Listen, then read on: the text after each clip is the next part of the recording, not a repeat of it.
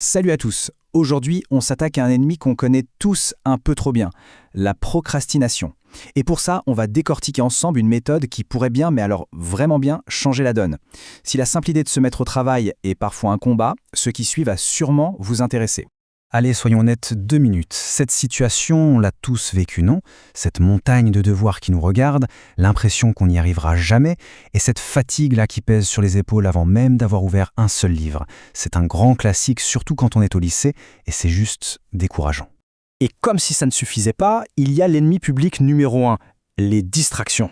Surtout le téléphone qui vibre, qui s'allume, qui nous appelle.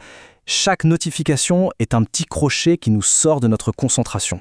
C'est une lutte de tous les instants et franchement, c'est épuisant.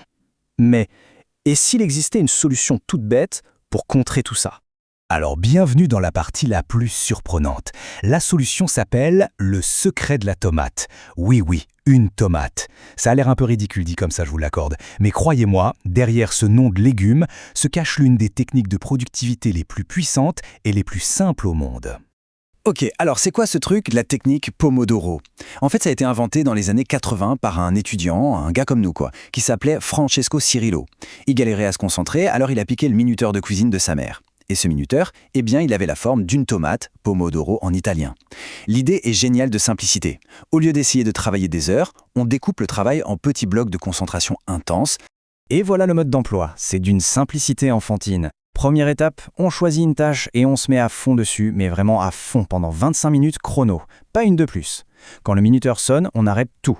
Et là, c'est la récompense, 5 minutes de pause. On fait ça 4 fois de suite, et au bout du 4e cycle, hop, c'est la grande pause, entre 15 et 30 minutes. C'est tout. Ce rythme, c'est la clé de tout. Bon, d'accord, c'est simple, mais pourquoi ça marche aussi bien? C'est là que ça devient super intéressant. En fait, il faut imaginer son cerveau non pas comme un coureur de marathon, mais comme un sprinter. La différence est flagrante. D'un côté, la méthode classique, le mode marathon, on s'épuise, on est tout le temps distrait et on se démotive face à la tâche immense. De l'autre côté, avec les sprints Pomodoro, on garde son énergie, la concentration est totale pendant un court instant et chaque session de 25 minutes est une petite victoire. C'est super motivant.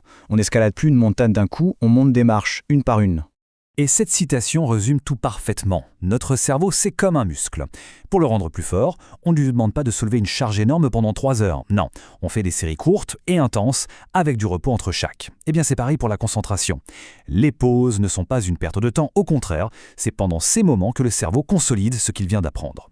En gros, cette méthode, c'est un peu un hack pour notre cerveau. Elle nous piège pour nous faire démarrer. Parce que se dire, allez, juste 25 minutes, c'est beaucoup plus facile que je vais bosser tout l'après-midi. Ça crée aussi une petite urgence qui aide à rester focus. Et surtout, à chaque fois qu'on termine un Pomodoro, on peut le cocher. Ce petit geste tout bête libère de la dopamine, l'hormone de la récompense. On se sent bien et on a envie de continuer. Bon, à cette théorie, passons à l'action. Comment on met ça en place concrètement, genre dès soir? C'est une mission en 5 étapes, super simple et directe. Alors voilà le plan. D'abord, on choisit une seule tâche et on est précis. Pas réviser mes maths, mais faire les exercices 3 et 4 du chapitre 5. Ensuite, on lance un minuteur. Et là, attention, c'est la règle d'or. Pendant 25 minutes, zéro distraction. Le téléphone, on le met en mode avion et encore mieux dans une autre pièce.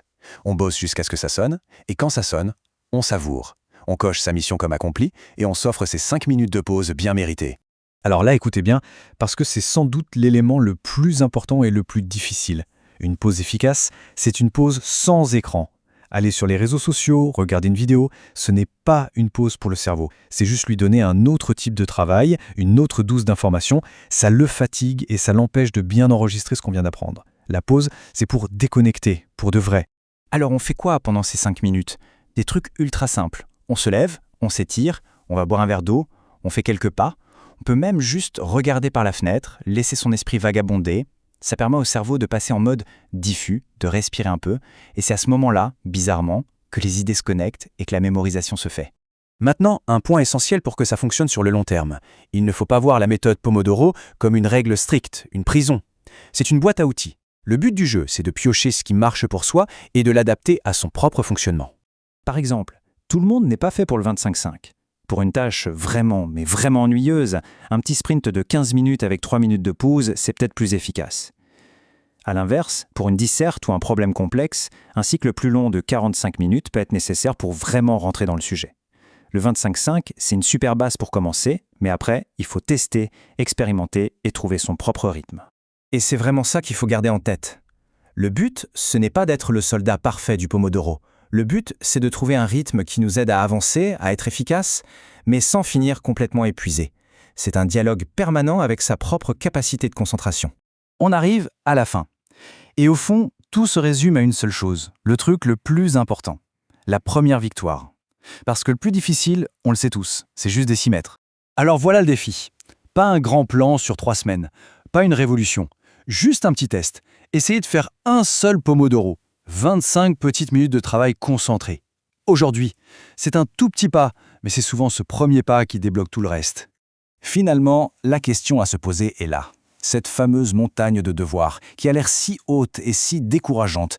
Et si, au fond, la seule chose qui nous en séparait, c'était juste ces 25 premières minutes. 25 minutes pour transformer une montagne infranchissable en une simple série de petites marches. Ça vaut peut-être le coup d'essayer, non ?